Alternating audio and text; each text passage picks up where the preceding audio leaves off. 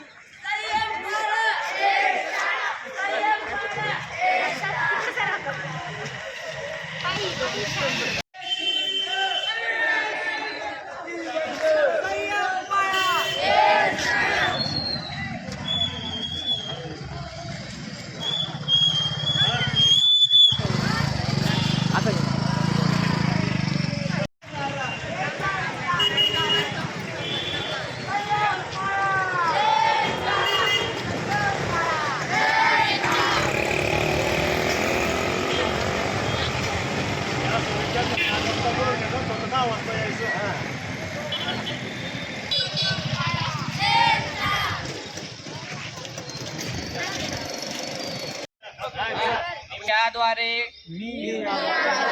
गंभीरपणे शपथ घेतो की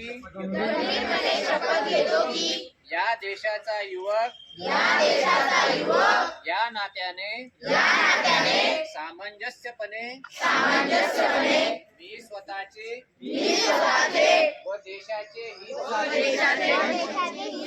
कोणतीही कृती करण्यापूर्वी मी विचार व चिंतन मनन करेन.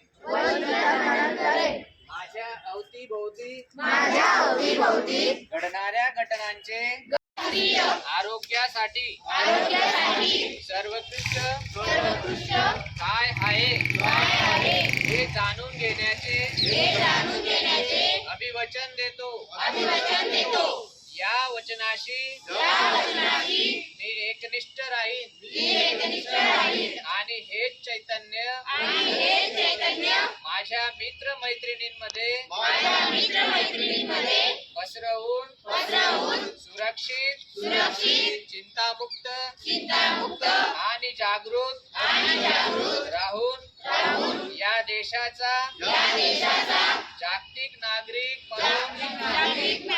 जागतिक नागरिक म्हणून जगेल.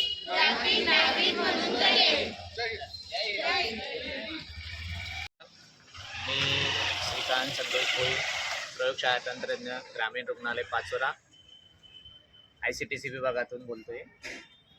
आज जागतिक एड्स दिन व सप्ताहानिमित्त आपण ग्रामीण रुग्णालय पाचोरा व गोसे हायस्कूल पाचोरा यांच्या तसेच नेहरू युवा foundation, doctor DY Patil foundation यांच्या संयुक्त विद्यमाने जागतिक एड्स दिनानिमित्त रॅलीचं आयोजन केलं.